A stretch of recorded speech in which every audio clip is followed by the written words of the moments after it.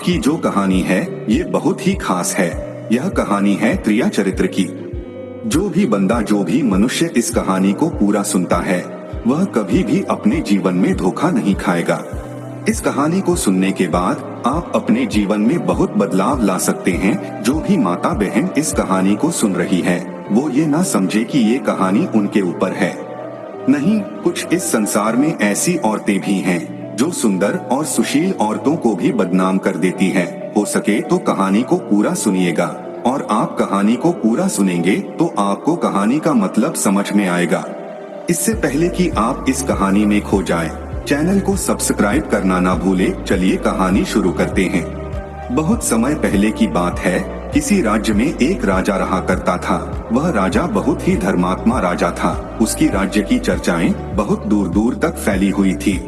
उस राजा का एक पुत्र था जिसकी उम्र कुछ ज्यादा नहीं थी, 12 या 13 वर्ष होगी। वह राजकुमार बड़ा ही सुंदर था। राजा उसकी शादी कर देता है। जब राजा ने उसकी शादी की तो राजकुमार मात्र 14 वर्ष का था, तभी उसकी शादी कर दी। राजा भी अब बूढ़ा हो चुका था। एक दिन राजा ने सोचा कि अपने राजकुमार को अब राजा बना देते हैं, क्योंकि उस राजा ने कई शादियां की थी और पहले के राजाओं में यही नियम था कि राजा जितनी चाहे उतनी शादी कर सकता था। वह राजा अपने पुत्र को राजा बना देता है। उसकी शादी हो चुकी थी और एक नहीं, राजकुमार की 7 शादी हो चुकी थी। राजकुमार की भी 7 रानियां आई हुई थी। वह राजकुमार जो कि राजा बना था अपना पढ़ाई लिखाई फिर भी कर रहा था। वह रोज विद्यालय पढ़ने के लिए जाया करता था। एक दिन की बात है, जब वह राजकुमार पढ़ने के लिए विद्यालय जा रहा था तो रास्ते में उसे एक पनिहारीन मिली। वह पनिहारीन भी बहुत सुंदर थी। उस पनिहारीन ने राजकुमार से पूछा कि हे राजा, आप रोज कहाँ जाते हैं? वह राजकुमार कहता है कि मैं रोज पढ़ने के लिए, विद्या ग्रहण करने के लिए अपने गुरु के पास जाता हूँ। पनिहारीन कहती है, ये तो अच्छी बात है, लेकिन ये बताइए आपने त्रिया चरित्र पढ़ा है? राजकुमार कहता है कि नहीं। पनिहारीन कहती है कि आप त्रिया चरित्र अवश्य पढ़ो। राजकुमार कहता है कि ये त्रिया चरित्र क्या होता है? पनिहारीन ने कहा कि आप ये बात अपने गुरु से जाकर पूछना और त्रिया चरित्र अवश्य पढ़ना। राजकुमार कहता है कि मैं आज ही जाऊंगा और अपने गुरु से जाकर पूछूंगा कि आपने मुझे त्रिया चरित्र क्यों नहीं पढ़ाई। इतना बात कहने के बाद वह राजकुमार वहाँ से चल देता है। वह पनिहारीन की बात सुनकर राजकुमार गुस्से में था। उसकी आंखें लाल थी। वह अपने गुरु को जाकर प्रणाम करता है। गुरुजी ने पूछा कि बेटा क्या हुआ, आज तुम क्रोध में क्यों दिखाई दे रहे हो और तुम्हारी आंखें लाल क्यों है? क्या बात है, मुझे बताओ। राजकुमार ने क्रोध में जवाब दिया कि गुरुदेव, आपने मुझे त्रिया चरित्र क्यों नहीं पढ़ाई? ये बात आपने क्यों छुपाई? त्रिया चरित्र के बारे में मुझे बताया क्यों नहीं? गुरु कहते हैं कि बेटा, तुम त्रिया चरित्र नहीं पढ़ पाओगे, क्योंकि त्रिया चरित्र पढ़ना खतरे से खाली नहीं होता है, और जब तुम त्रिया चरित्र पढ़ोगे तो उसमें तुम्हारी जान भी जा सकती है। राजकुमार कहता है कि गुरुदेव, इसकी चिंता आप ना करें, अपनी रक्षा हम स्वयं कर लेंगे, आप केवल मुझे त्रिया चरित्र पढ़ाइए। गुरु कहते हैं कि ठीक है। गुरु उसे त्रिया चरित्र पढ़ाने लगते हैं। त्रिया चरित्र पढ़ते पढ़ते राजकुमार के 1 साल हो गए और जब 1 वर्ष हो गया तो गुरु ने कहा कि बेटा, अब तुम्हारी पढ़ाई पूरी हो चुकी है, अब तुम घर जा सकते हो और आराम से अपने राज्य को चला सकते हो। अब तुम्हें यहाँ आने की कोई आवश्यकता नहीं है। राजकुमार कहता है ठीक है गुरुदेव। राजकुमार जैसे ही जाने को होता है, गुरुदेव उसे रोक लेते हैं और कहते हैं बेटा, मैं तुम्हें एक ऐसा गुटका देता हूँ। ये गुटका जब तुम अपने कानों में लगाओगे तो कोई भी तुम्हें पहचान नहीं पाएगा और तुम उसे पहचान लोगे। राजकुमार वह गुटका अपने हाथों में ले लेता है और गुरु ने कहा, इस गुटका को ले जाओ और रात के 12 बजे आज ही के रात में अपने महल से निकल करके जंगल के तरफ जाना और पूर्व दिशा की ओर जाना, और जब तुम पूर्व दिशा की ओर जाओ तो यह गुटका अपने कान में लगा लेना और वहीं पर खड़ा हो जाना। वह राजकुमार कहता है कि ठीक है गुरुदेव, मैं ऐसा ही करूँगा। वह गुटका लेकर राजकुमार अपने महल आ जाता है। जब रात के 12 बज जाते हैं तो उस राजकुमार की 7 पत्नियां सो जाती है। आधी रात के समय वह राजकुमार अपने हाथों में गुटका लेकर महल से जंगल की तरफ चल देता है। वह राजा जंगल में पूर्व दिशा की ओर जाता है और वहां जाकर अपने कानों में गुटका लगा लेता है और वहीं पर खड़ा हो जाता है। तो उसने क्या देखा? उसने देखा कि वही पनिहारीन जो मुझे रास्ते में मिली थी, जिसने मुझे कहा था कि क्रिया चरित्र की पढ़ाई पढ़ो, कि वही पनिहारीन एक थाली में खाना लेकर आधी रात्रि को जा रही है। वहाँ थोड़ी ही दूरी पर एक संत अपनी कुटिया में रहते थे। वह पनिहारीन संत के पास खाना लेकर जा रही थी। राजा ने देखा कि ये तो वही पनिहारीन है जिसने मुझसे कहा था कि क्रिया चरित्र की पढ़ाई पढ़ो। लेकिन पनिहारीन उस राजा को नहीं पहचान पाई, क्योंकि राजा के कानों में गुटका लगा हुआ था। गुटका लगने की वजह से राजा किसी को भी पहचान सकता था। राजा ने अपने मन में सोचा कि चलो उसके पीछे चलते हैं कि ये आधी रात को भोजन लेकर संत की कुटिया की तरफ क्यों जा रही है, इसका क्या कारण है। वह राजा भी उसके पीछे पीछे छुपता हुआ चल दिया। अब वह पनिहारीन उस कुटिया में उस साधु के वहां पहुंचती है। उस बाबा के पास एक जादू की पोटली थी। वह बाबा जादूगर था। राजा पीछे पीछे गया और वह छुप करके देख रहा था कि वह पनिहारीन और वो बाबा क्या करेंगे। साधु ने उस पनिहारीन से कहा कि अरे पनिहारीन, पहले तो मुझे ये बता कि आज आ जाने में इतनी देर कैसे लग गई।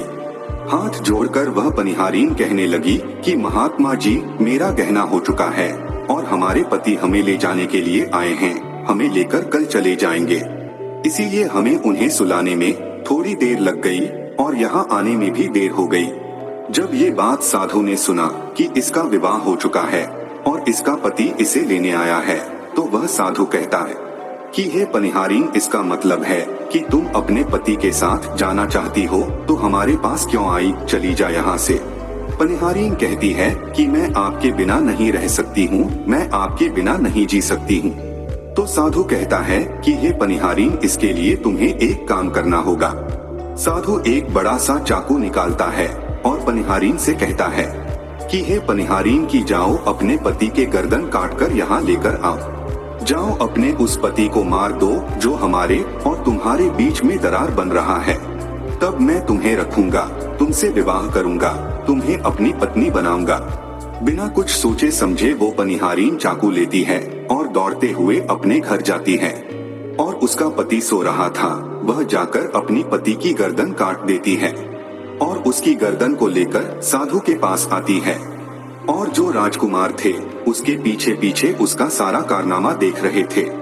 जब साधु ने देखा कि अपने पति को मार करके उसकी गर्दन यहाँ लेकर आई है, साधु को बहुत गुस्सा आया। साधु ने उसे लात मारी और कहा, भाग जा यहाँ से।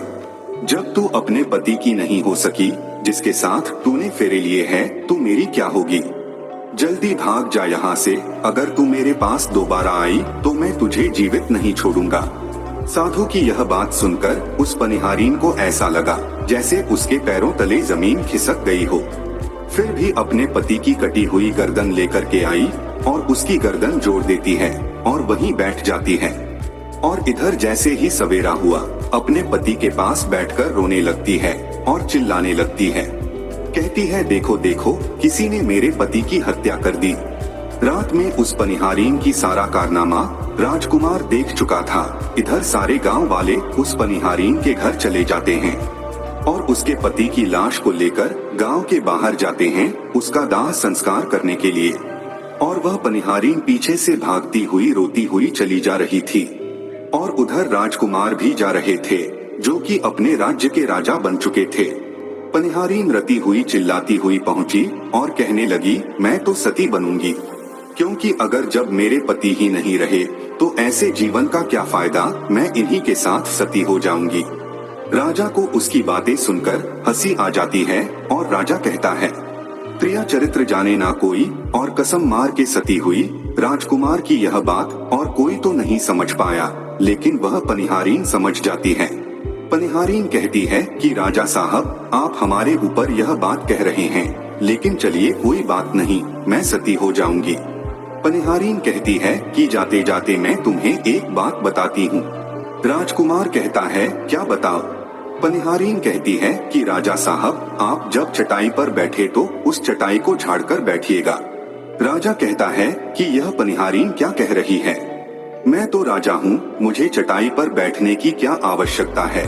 पनिहारीन कहती है कि नहीं, जब भी तुम्हें कोई नौबत आए चटाई पर बैठने की तो तुम चटाई को झाड़ कर बैठना।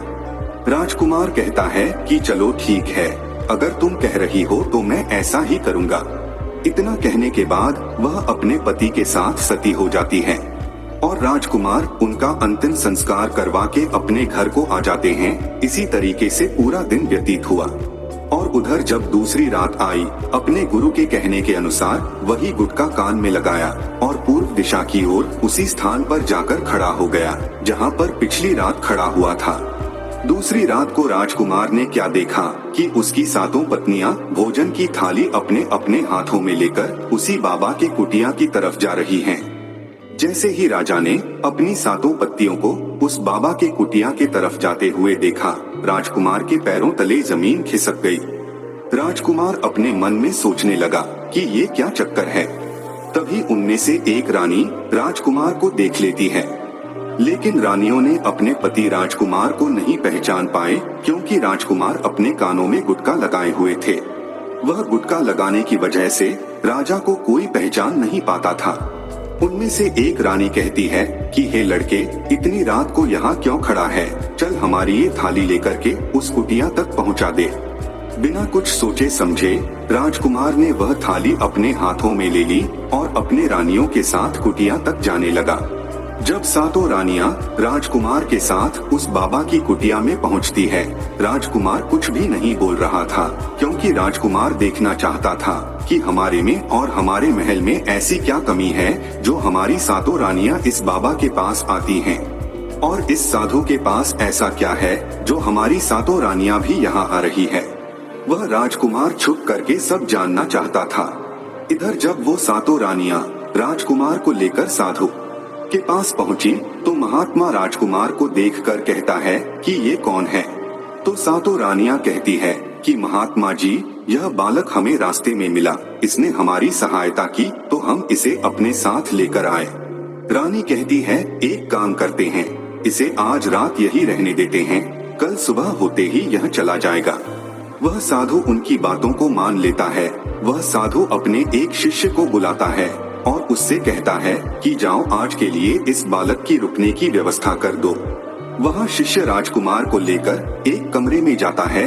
उस कमरे में एक चटाई बिछी हुई थी। शिष्य कहता है कि देख भाई, आज तुझे इस चटाई पर सोना पड़ेगा। वह शिष्य राजकुमार को इतना कहकर वहाँ से चला जाता है। राजकुमार उस कमरे में अकेले पड़ जाता है। राजकुमार अपने मन में सोचता है कि आज तो नौबत आ ही गई चटाई पर सोने की। फिर राजा कहता है, चलिए कोई बात नहीं, आज की रात हम चटाई पर ही गुजार लेंगे। राजकुमार जैसे ही चटाई पर बैठने ही वाला था कि उसे पनिहारीन की बात याद आ गई। वह सोचने लगा कि पनिहारीन ने मुझसे कहा था कि जब भी तुम्हें चटाई पर बैठने की नौबत आए तुम चटाई को अवश्य झाड़ लेना। चलो आज पहले झाड़ ही लेते हैं, हो सकता है इसका कोई राज हो। जैसे ही राजा ने चटाई उठाई तो उसने क्या देखा, उसने देखा कि एक बहुत बड़ा भयानक कुआं है। राजा ने जब उस कुएं को देखा तो राजा के होश उड़ गए। राजा उस कुएं के अंदर झांक के देखा है। राजा को अंदर बहुत सारे कैदी दिखाई देते हैं जिन्हें उस साधु ने अंदर कैद करके रखा था।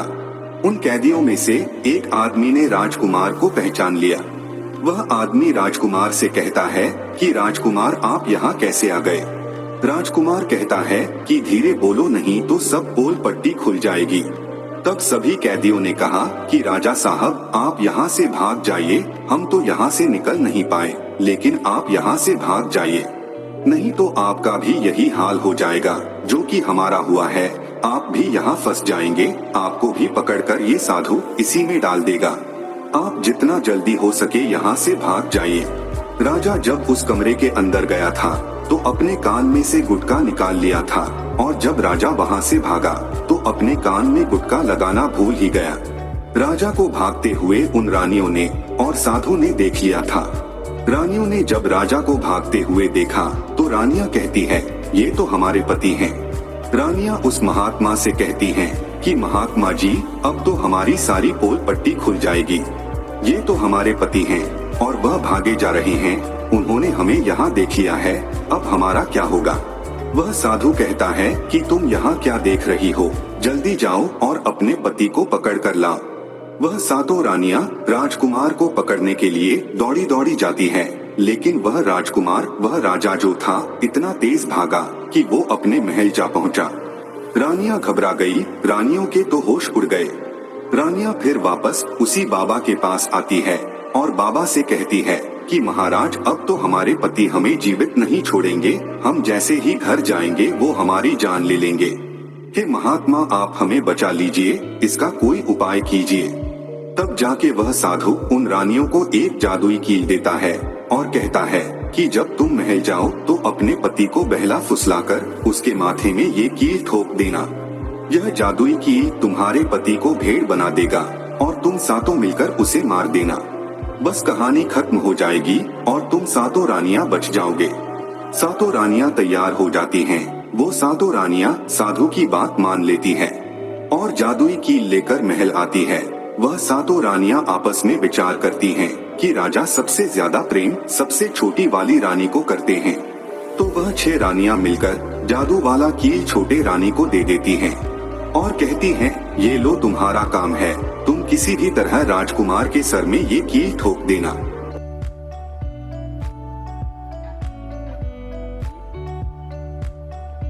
ये लो तुम्हारा काम है, तुम किसी भी तरह राजकुमार के सर में ये कील ठोक देना। वह छोटी वाली रानी कहती है कि ठीक है। वह कील छोटी वाली रानी ले लेती है।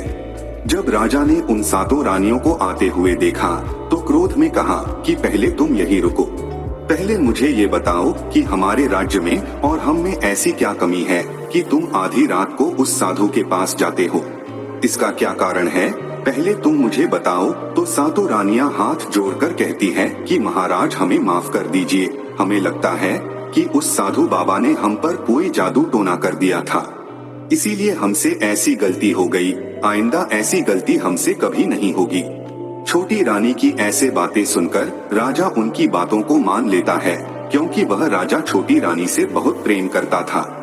वह राजा भी सोचने लगता है कि शायद उस बाबा ने ही इन पर कोई जादू टोना किया होगा। राजा अपनी सातों पत्नियों को माफ कर देता है और कहता है, ठीक है, तुम अपने कमरे में चली जाओ। सबसे छोटी रानी, जिससे राजकुमार बहुत प्रेम करता था, सबसे छोटी रानी राजकुमार को खाना खिलाती है और राजकुमार को सुला देती है। जब वह राजा सो गया तो वह 6 रानियां भी वहीं आ जाती है। सबसे छोटी रानी जो थी वो जादुई कील निकालती है और राजा के सर में ठोक देती है। छोटी रानी ने कील जैसे ही ठोका, राजा पूरा तेजी से उठा, लेकिन उतने समय में वो भेड़ बन चुका था। अब उस राजा में इतनी शक्तियां नहीं थी कि उन रानियों से मुकाबला कर सके। वह सातों रानियां उस राजा को पकड़ने लगी। राजा फिर भी हिम्मत नहीं हारा। अपनी महल की खिड़की से कूदकर राजा भागते भागते अपने गुरु के पास पहुंच गया और कहने लगा कि हे गुरुजी, मुझे माफ कीजिए, मेरी जान बचाइए, नहीं तो मैं मारा जाऊंगा। गुरु कहते हैं कि हे बेटा, मैंने तुमसे कहा था कि तुम त्रिया चरित्र मत सीखो, इसमें जान भी जा सकती है।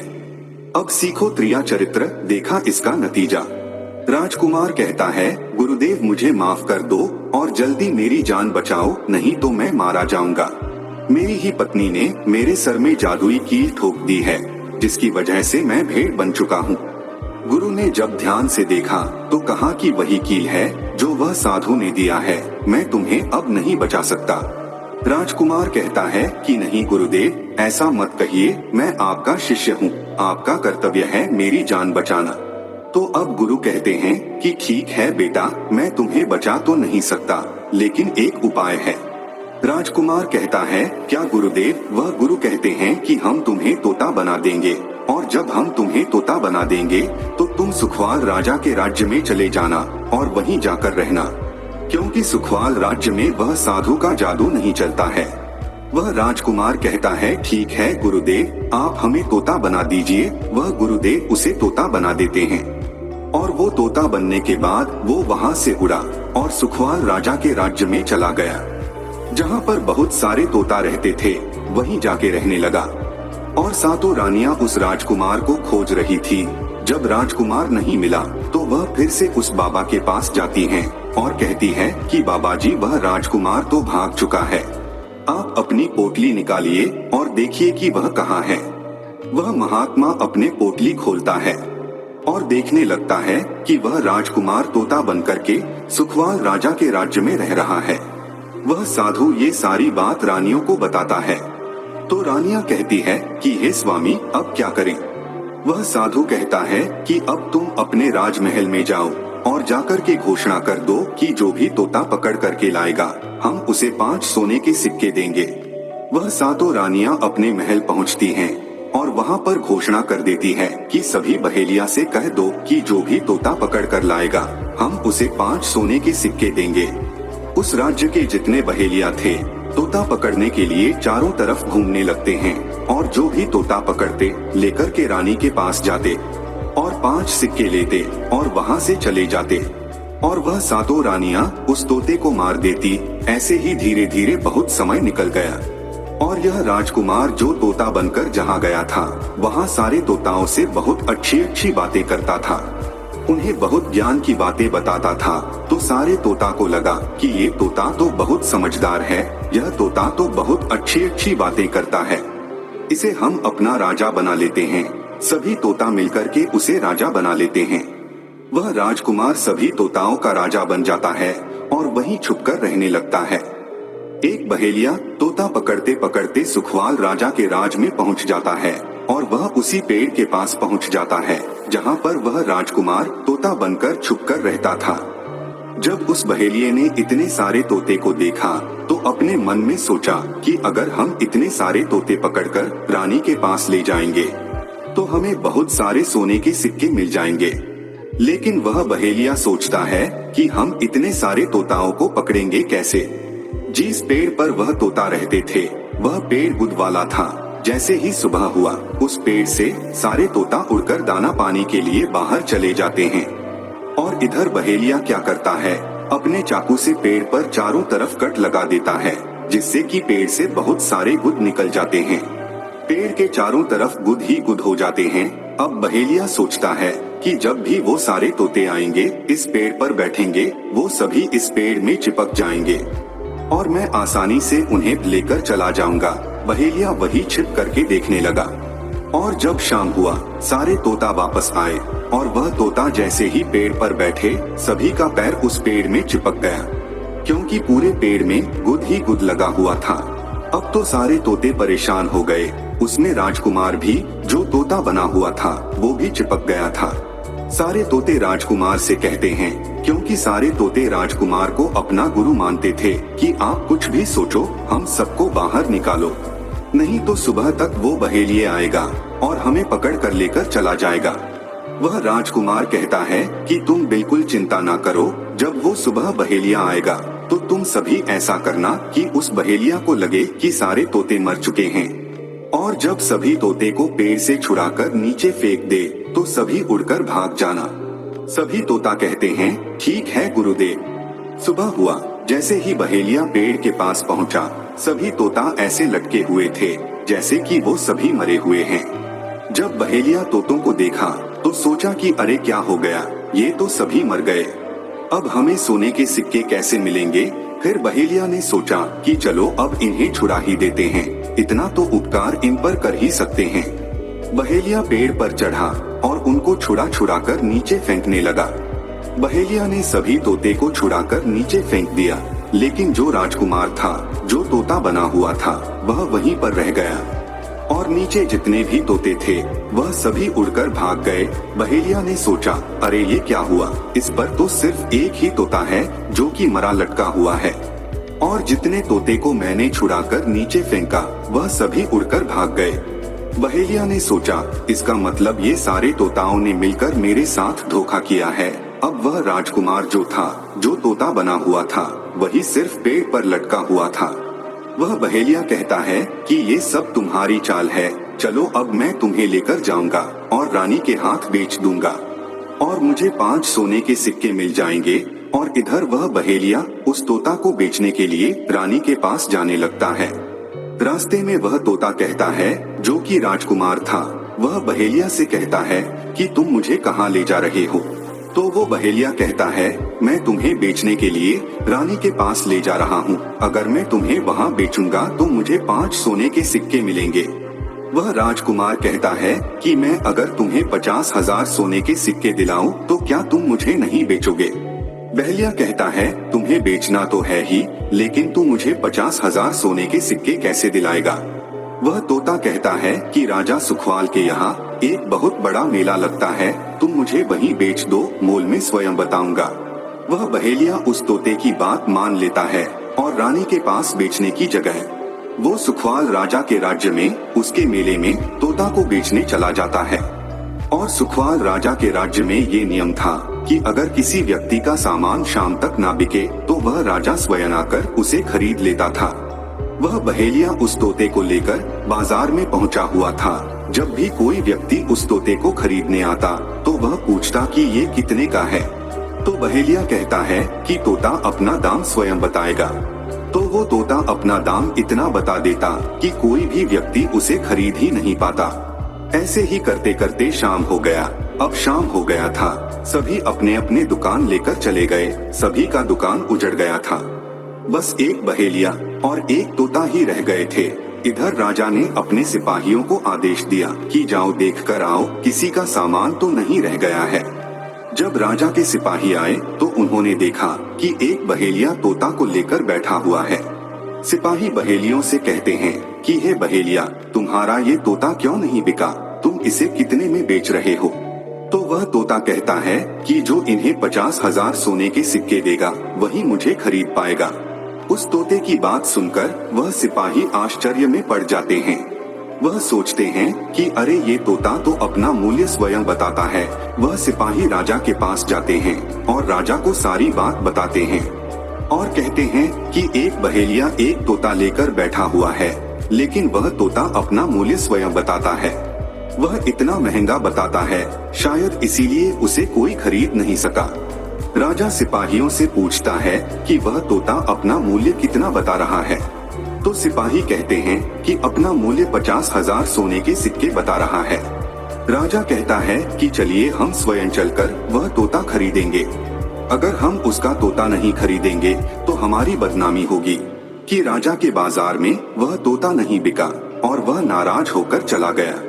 वह राजा अपने मंत्रियों के साथ अपने रथ पे सवार होकर बाजार में पहुंचता है। राजा बहेलिये से कहता है कि बहेलिया, इसका क्या मोल है?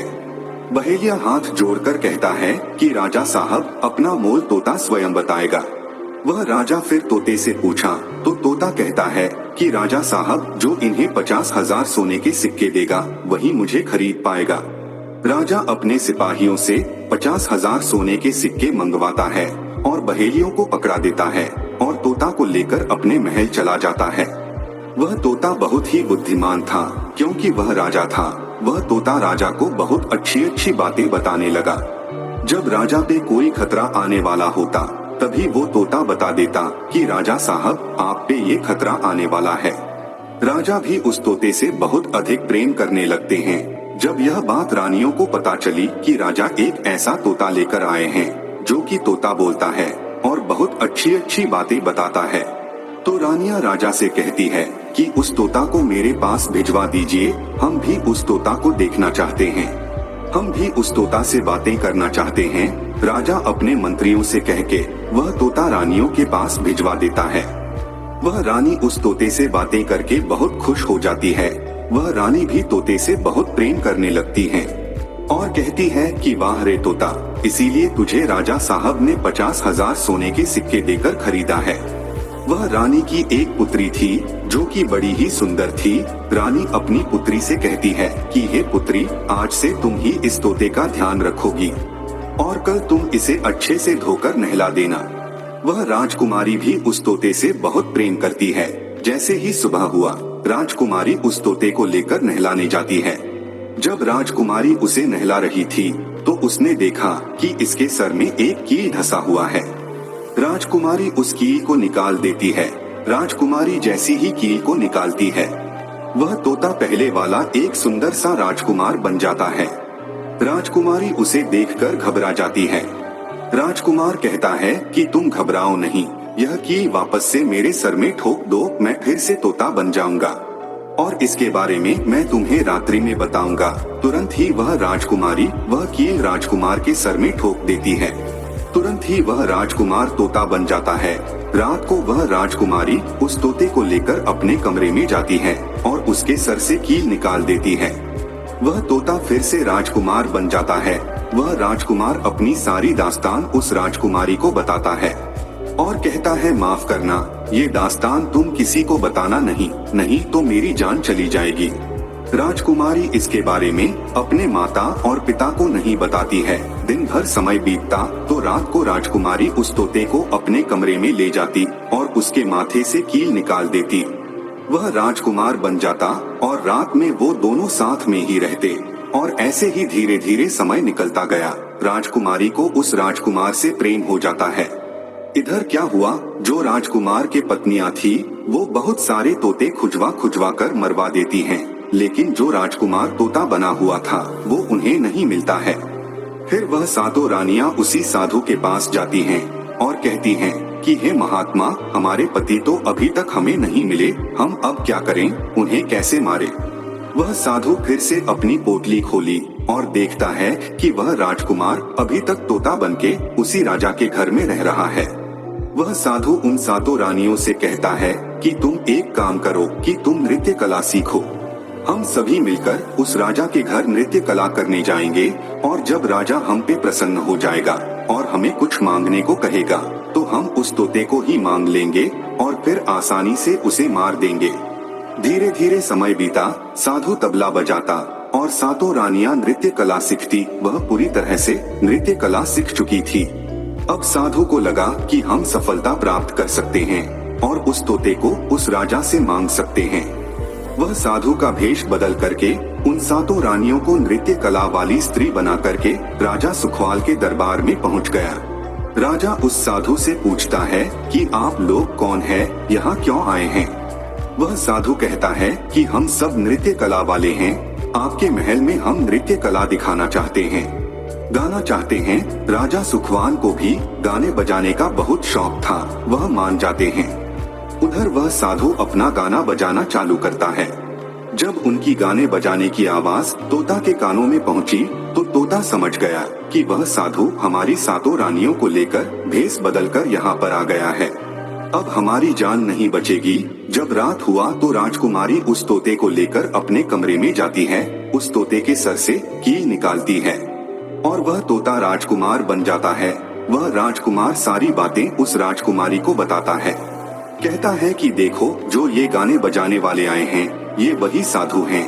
यह गाने बजाने से राजा को खुश कर देगा और बदले में मुझे मांग लेगा और ले जाकर मुझे मार देगा। वह राजकुमार कहता है कि सुनो राजकुमारी, जब राजकुमार बोले कि तोता को लेकर आओ तो तुम मुझे मत देना।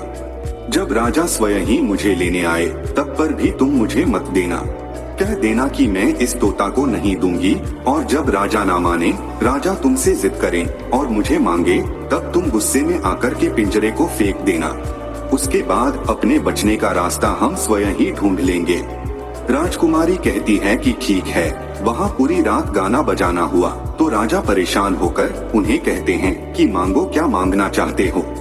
वह साधु कहता है कि जो आपके पास तोता है, जो आप कुछ दिनों पहले ही खरीदे हैं, वह तोता आप मुझे दे दो। राजा कहता है ठीक है। राजा अपने मंत्री को आदेश देता है कि जाओ उस तोते को लेकर आओ। वह मंत्री राजकुमारी के पास पहुंचता है और कहता है कि ये तोता मुझे दे दो। राजकुमारी कहती है नहीं, मैं तोते को नहीं दूंगी। मंत्री कहता है कि देखिए, आप जिद मत कीजिए। राजकुमारी कहती है कि तुम जाओ और मेरे पिताजी को यहाँ भेज दो, वो आकर इसे ले जाएंगे। मंत्री राजा को जाकर सारी बात बताता है। राजा स्वयं ही आता है उस तोते को लेने के लिए। वह राजा जाकर कहता है कि बेटी, यह तोता मुझे दे दो। यह नृत्य कला वाले को देना है जो रात भर यहाँ गाना बजाना किए हैं, ये उन्हें देना है। तो राजकुमारी कहती है कि पिताजी, यह तोता मैं नहीं दूंगी। राजा क्रोध में आकर कहने लगा कि बेटी, ये कैसी बातें कर रही हो, इसे देने का मैंने वादा किया है। जब राजकुमारी ने राजा को क्रोध में देखा तो राजकुमारी को भी गुस्सा आ गया और राजकुमारी गुस्से में पिंजरे को जमीन पर फेंक देती है। जैसे कि राजकुमार ने उसे कहा था, वह पिंजरा जैसे ही जमीन पर गिरा वह टूट गया और तोता जो था वह सरसों का दाना बन गया। ये देखते ही साधु तुरंत कबूतर बन जाता है और उस दाने को चुगने लगता है। उसमें से जो एक दाना था वह स्वयं ही राजकुमार था। वह डगर करके एक नाली में जाकर गिरता है। जैसे ही वह दाना नाली में गिरता है, वो राजकुमार बाज बन जाता है और एकदम से कबूतर पर झपटता है और उसे मार देता है। इस तरह से उस साधु की मृत्यु हो जाती है। राजा यह सब देखकर आश्चर्यचकित हो जाता है। वह बाज उस कबूतर को मारकर फिर से तोता बन जाता है और जो राजकुमारी थी उस तोते से कील निकाल देती है और वह फिर से पहले जैसा राजकुमार बन जाता है। वह राजकुमारी अपने पिता को सारी बात बता देती है। वह राजकुमार कहता है कि देखिए राजा साहब, मैं भी एक राजा हूँ और मैं आपकी बेटी से प्रेम करता हूँ और मैं उससे शादी करना चाहता हूँ। वह राजा अपनी पुत्री से पूछता है कि बेटी, क्या तुम इनसे शादी करना चाहती हो? राजकुमारी कहती है कि हाँ पिताजी, मैं इनसे प्रेम करती हूँ। राजकुमार उस राजा की पुत्री से विवाह करके अपने महल जाता है और जो उनकी 7 पत्नियां थी उनको पकड़वाकर बंदीगृह में बंद करवा देता है और खुशी खुशी उस राजकुमारी के साथ रहने लगता है। यही है क्रिया चरित्र की पढ़ाई, जिसे पढ़ने के बाद राजा को अपनी जान बचाने के लिए क्या क्या नहीं करना पड़ा।